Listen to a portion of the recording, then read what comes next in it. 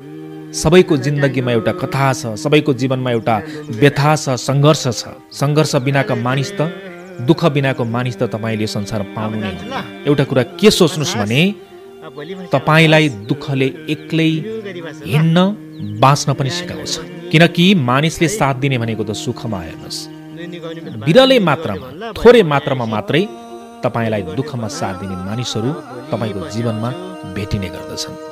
त्यसैले आज दुःख आयो, आज जीवनमा सङ्घर्ष छ भनेर कहिले पनि नपिरोलिनुहोस्, नरुनुहोस्, आफ्नो दुःखहरू सबैलाई सुनाइ नहिँड्नुहोस् है।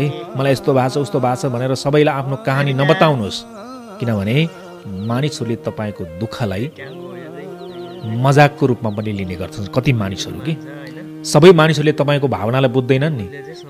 भावना नबुझ्ने मानिसको अगाडि गएर आफ्नो दुःख सुनाउनु, पीडा सुनाउनु, व्यथा सुनाउनु बालुवामा पानी हाल्नु जस्तो।